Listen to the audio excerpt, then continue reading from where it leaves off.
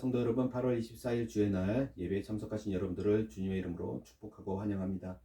오늘 우리에게 주시는 하나님의 말씀은 빌립보서 4장 1절에서 9절까지의 말씀입니다. 우리 같이 한 목소리로 합독하겠습니다. 시작. 그러므로 나의 사랑하고 사모하는 형제들, 나의 기쁨이요 면류관인 사랑하는 자들아, 이와 같이 주 안에 서라. 내가 유오디아를 권하고 순두개를 권하노니 주 안에서 같은 마음을 품으라. 또 참으로 나와 명예를 같이한 내게 구하노니 복음에 나와 함께 힘쓰던 저 여인들을 돕고 또한 글레멘도와 그 외에 나의 동역자들을 도우라. 그 이름들이 생명책에 있느니라. 주 안에서 항상 기뻐하라. 내가 다시 말하노니 기뻐하라. 너희 관용을 모든 사람에게 알게 하라. 주께서 가까우시니라. 아무것도 염려하지 말고 다만 모든 일에 기도와 간구로 너희 구할 것을 감사함으로 하나님께 아뢰라. 그리하면 모든 지각에 뛰어난 하나님의 평강이 그리스도 예수 안에서 너희 마음과 생각을 지키시리라. 끝으로 형제들아, 무엇에든지 참되며 무엇에든지 경건하며 무엇에든지 오르며 무엇에든지 정결하며 무엇에든지 사랑받을 만하며 무엇에든지 칭찬받을 만하며 무슨 덕이 있든지 무슨 기림이 있든지 이것들을 생각하라. 너희는 내게 배우고 받고 듣고 본 바를 행하라. 그리하면 평강의 하나님이 너희와 함께 계시리라. 아멘. 오늘 저는 예수 안에서라는 제목으로 하나님의 은혜를 나누고자 합니다. 성도 여러분, 우리가 지금 계속해서 빌립보서 말씀을 살펴보고 있습니다. 빌립보서 전체의 주제는 복음에 합당한 삶, 성숙한 삶을 사는 것입니다. 그러기 위해서 두 가지를 중점적으로 말씀했습니다. 첫 번째는 우리가 2장에서 본 것처럼 복음의 신앙을 위해 협력하는 것이고, 두 번째는 3장에서 이야기했던 것처럼 대적하는 자를 두려워하지 않는 것에 대해서 말씀했습니다. 자, 그러면 이렇게 복음에 합당한 삶, 성숙한 삶을 살기 위해 우리가 어떤 사람이 되어야 할까라는 것입니다. 오늘 4장 말씀이 우리가 복음에 합당한 삶을 살기 위해 반드시 필요한 것에 대해서 말씀해 주고 있습니다. 그것은 내가 먼저 복음에 합당한 사람이 되어야 그렇게 살 수 있기 때문에 그렇습니다. 내가 먼저 복음에 합당한 사람이 되지 않으면 절대 복음에 합당한 삶을 살 수 없기 때문입니다. 그래서 이제 빌립보 교회를 향해서 너희가 이런 사람이 되어야 한다라고 말씀하고 있는 것입니다. 따라서 오늘 이 말씀은 구원을 받기 위해 말씀이 아니라 이 말씀은 구원을 받은 우리가 어떤 삶을 살아야 하는가를 보여주고 있는 말씀이라는 거예요. 그래서 구원받은 사람답게 복음에 합당한 삶을 살기 위해서 꼭 필요한 실제적인 말씀들이 기록되고 있습니다. 자, 오늘 본문에서는 네 가지를 기록하고 있어요. 우리가 읽었지만 먼저 1절에서는 주 안에 굳게 서는 삶을 살아야 한다라는 것이고, 2절과 3절에서는 주 안에서 같은 마음을 품고 중요한 일에 협력하는 삶을 살아서 평강을 누리는 삶을 살아야 한다라는 것이고, 4절과 7절에서는 기도의 삶을 회복해서 하나님이 주신 기쁨이 가득한 삶을 살아야 한다는 것이고, 8절과 9절 마지막에서는 모든 면에서 주님을 닮은 모습으로 살아가는 그런 사람이 되라고 말씀하고 있습니다. 이 네 가지를 말씀하고 있는 거예요. 자, 오늘 말씀을 통해서 우리의 삶이 복음에 합당한 삶이 되어서 우리 주님께서 기뻐하시는 그런 삶을 살아가시기를 주님의 이름으로 간절히 소원합니다. 자, 1절 말씀 다시 볼까요? 그러므로 나의 사랑하고 사모하는 형제들, 나의 기쁨이요 면류관은 사랑하는 자들아, 이와 같이 주 안에 서라. 지금까지 복음에 합당한 삶에 대해 말씀해왔던 바울이 이제 그들을 향해서 권면의 말씀을 전하고 있습니다. 자, 먼저 사도 바울은 이 빌립보 교인들을 어떻게 부르고 있습니까? 사랑하고 사모하는 형제들. 그리고 뭐요? 나의 기쁨이요 면류관인 사랑하는 자들. 바울은 정말 그들을 사랑했고 그들과의 만남을 사모했고 그들을 기뻐하며 그들을 자랑스럽게 여기는 그런 마음으로 그 교인들을 성도들을 대했다라는 것입니다. 그래서 그의 이 권면의 말씀에 힘이 있었던 것이죠. 그래서 사람을 변화시키는, 사람을 움직이는 능력이 있었다라는 것입니다. 자, 바울의 첫 번째 권면은 뭐예요? 주 안에 서라는 것입니다. 그런데 여기에 또 한 가지 중요한 단어가 있는데 그것이 뭐냐면 그러므로. 자, 이 그러므로 하는 이 단어는 우리 3장 마지막 20절, 21절에 나오는 말씀과 연결이 됩니다. 자, 3장 20절, 21절 말씀을 우리가 다시 한번 볼까요? 이렇게 기록하고 있습니다. 그러나 우리의 시민권은 하늘에 있는지라 거기로부터 구원하는 자 곧 주 예수 그리스도를 기다리노니 그는 만물을 자기에게 복종하게 하실 수 있는 자의 역사로 우리의 낮은 몸을 자기 영광의 몸의 형체와 같이 변하게 하시리라. 우리의 시민권은 하늘에 있고 또 거기서 우리가 주님을 만나게 되면 주님과 같이 변화될 것이 그것을 소망하는 사람이 되어야 한다는. 다시 돌아오면 그러므로 우리 하나님을 믿는 우리 성도들은 주 안에서 곧 주님의 진리의 지식 안에서 주님과 그 진리를 믿는 믿음 안에 주님을 사랑하며 주님의 교훈을 순종하며 또 주님을 소망하며 주님의 진리를 위해 선한 싸워나가 주 안에서 굳게 서야 한다라는 것입니다. 또 2절 내가 유오디아를 권하고 순두계를 권하노니 주 안에서 같은 마음을 품으라. 자, 여기에서는 두 명이 나오고 있습니다. 유오디아와 순두계가 등장하죠. 이 두 사람은 모두 여성 리더였습니다. 이 빌립보 교회는 루디아에 의해서 세워진 교회였고 그래서 여성 리더의 영향이 굉장히 컸던 교회였습니다. 그런데 지금 이 빌립보 교회 유오디아와 순두계 이 두 사람의 불화는 이 빌립보 교회를 혼란스럽게 하고 있음을 우리가 볼 수 있습니다. 여기서 권한다는 표현이 나오고 있는데 두 번 나오고 있죠. 유오디아를 권하고 순두계를 권하고 사도 바울은 이 두 사람에게 권했다라는 거예요. 두 사람에게 권면했다라고 하는 말씀이죠. 이 바울의 권면에는 어떤 특정 사람을 편에 서서 표현하는 우리가 볼 수가 없습니다. 그죠? 분명히 이 두 사람 중에 더 잘못한 사람이 있을 텐데 그 더 잘못한 사람을 책망하고 있지 않다라는 사실이에요. 단지 두 사람에게 주 안에서 같은 마음을 품으라고 권면하고 있다라는 것입니다. 지금 이 두 사람이 서로 다른 마음을 가지고 갈등하고 있었습니다. 자, 이 교회 공동체도 천국 시민들이 함께 모인 공동체이지만 이처럼 서로 생각이 다르면 갈등이 일어날 수 있다라는 것입니다. 예수님을 믿고 거듭났지만 아직 온전하게 성숙하지 못한 모습을 갖고 있기에 서로 상처를 받기도 하고 원망할 일도 생기기도 한다라는 것입니다. 그런데 그럴 때 조심해야 할 것이 있다면 그것은 누가 더 옳은가를 따지며 서로를 틀렸다고 주장해서는 안 된다는 것입니다. 원래 우리 인간은 서로가 많이 다릅니다. 서로 다른 많은 차이점을 가지고 있어요. 그래서 서로 틀렸다고 주장하면 안 된다라는 것입니다.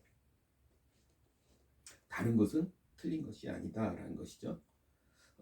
다른 것을 서로 인정하고 서로 채워줄 때 함께 성장하고 성숙하게 되는 것입니다. 자, 그러면 어떻게 이런 갈등을 극복해야 할까? 오늘 본문에 그 답이 기록되어 있습니다.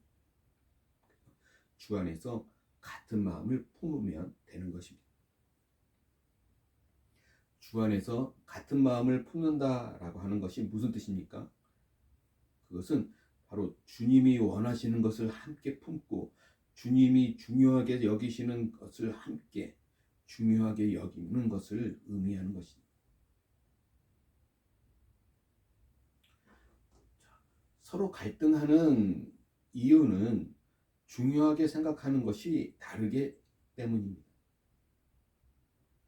서로 불편한 관계가 만들어지는 것도 다 중요하게 생각하는 것이 다르기 때문입니다.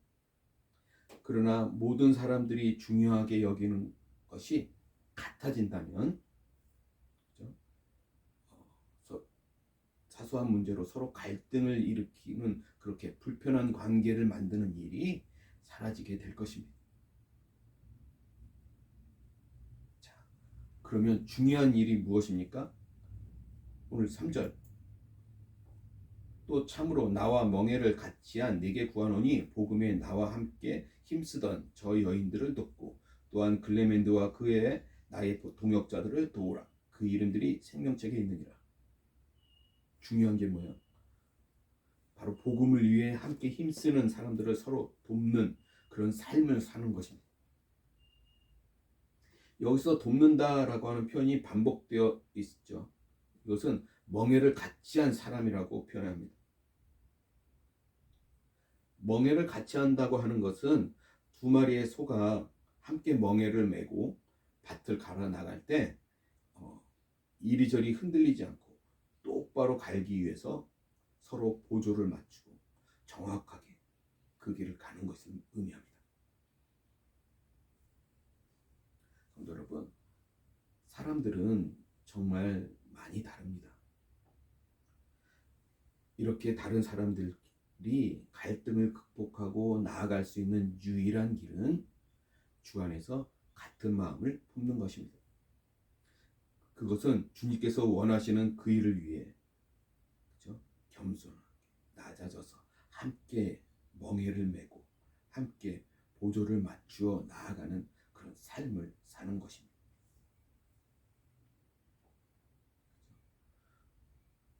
이 믿음의 공동체인 이 교회는 정말 중요한 일에 집중하는 그런 교회가 되어야 합니다. 그러기 위해서 중요하지 않은 문제로, 덜 중요한 문제로 갈등을 일으키는 것은 참으로 어리석은 일이라는 거예요. 그렇죠? 덜 중요한 것은 그냥 양보하시기 바랍니다. 그러면 누가 양보해야 합니까? 그것은 좀 더 성숙한 사람이 양보하면 됩니다. 그죠? 자, 4절 5절. 주 안에서 항상 기뻐하라. 내가 다시 말하노니 기뻐하라. 너희 관용을 모든 사람에게 알게 하라. 주께서 가까우시니라. 주 안에서 항상 기뻐하라고 말씀하신 뒤에 또다시 강조하면서 기뻐하라고 말씀을 하고 있습니다. 주 안에서 기뻐하면 어떤 열매가 나타납니까? 그것은 관용을 모든 사람에게 알게 하는 것입니다. 이 말씀은 먼저 남을 생각하는 그런 너그러움을 모든 사람에게 보여준 것을 의미하는 것입니다. 물론 여기서 말씀하는 기쁨은 세상이 주는 기쁨이 아니라 믿음으로 살아갈 때 하나님께서 주시는 그 기쁨을 의미합니다. 우리에게 이런 기쁨이 충만할 때 모든 사람을 관용으로 대할 수 있게 되는 것입니다. 자, 이렇게 살아야 하는 이유는 뭐예요? 주께서 가까우시다라고 말하고 있어요. 주님께서 곧 심판주로 오실 것이기 때문에 그렇습니다. 주님이 다시 오시는 그 재림에 대한 분명한 신앙은 우리로 하여금 어려움을 이기고 핍박을 이기고 모든 사람을 관대하게 대할 수 있는 그런 힘을 우리에게 주는 것입니다. 자, 그런데 이것만으로 되지 않을 때도 있습니다. 그때 우리에게 주어진 놀라운 방법이 또 하나 있죠. 그것은 바로 기도입니다. 6절 7절 말씀 볼까요? 아무것도 염려하지 말고 다만 모든 일에 기도와 간구로 너희 구할 것을 감사함으로 하나님께 아뢰라. 그리하면 모든 지각에 뛰어난 하나님의 평강이 그리스도 예수 안에서 너희 마음과 생각을 지키시리라.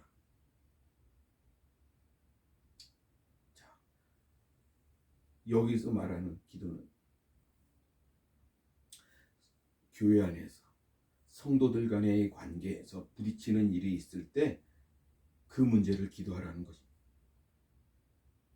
하나님과의 고요한 기도와 때로는 간절한 간구로 이렇게 얽혀있는 부딪히는 그런 인간관계를 풀리도록 기도하라는 말씀입니다.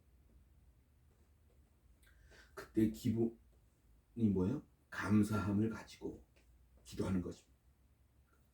기본적으로 자신의 옆에 있는 그 사람들, 다른 사람들에 대해 관계를 부정하는 것이 아니라 하나님께서 주신 사람들로 인정하고 기도로 풀어가라는 것입니다. 그렇게 기도함으로 하나님의 평강, 뭐예요? 하나님께서 사람들과의 관계를 회복시키시는 그 평화와 그것으로 인해서 생기는 내 안에 평안한 마음이 있게 될 것이다 라는 것입니다. 자, 그러면 우리는 얼마나 기도해야 하는가 하는 것이죠. 우리가 얼마나 기도해야 하는가에 대한 기준은 바로 하나님이 주시는 평강이 내 마음을 지배할 때까지입니다. 정말 하나님 앞에 엎드려서 깊은 기도의 시간을 드리면 주님께서는 우리를 만져주시고 또 세상이 줄 수 없는 참된 평강을 우리에게 채워주십니다. 오늘 우리들의 기도가 이런 기도가 되기를 바랍니다. 그래서 기도를 통해 모든 의심과 염려를 버리고 하나님께 주시는 참된 기쁨과 평강을 온전히 누리는 그런 삶을 살아가시기를 주님의 이름으로 간절히 소원합니다. 자, 마지막 8절 9절 볼까요?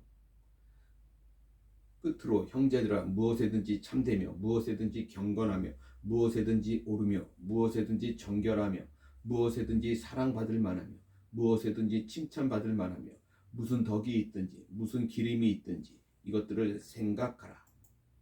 너희는 내게 배우고 받고 듣고 본 바를 행하라. 그리하면 평강의 하나님이 너희와 함께 계시리라. 자, 8절에 강조된 단어가 하나 있습니다. 그것은 무엇에든지라는 단어예요. 이 8절에서만 6번이 사용되고 있습니다. 이렇게 하면 평강의 하나님께서 너희와 함께 하실 것이라고 말씀합니다. 무엇에든지. 자, 무슨 뜻이에요? 어떤 면에 있어서는 그러지 않아도 된다고 하는 의미가 아닙니다. 우리의 이 땅에서의 삶이 모든 면에서 참되고 모든 면에서 경건하고 모든 면에서 옳고 모든 면에서 정결하고 모든 면에서 사랑받을 만하고 모든 면에서 칭찬받을 만한 자가 되어야 한다라는 뜻입니다.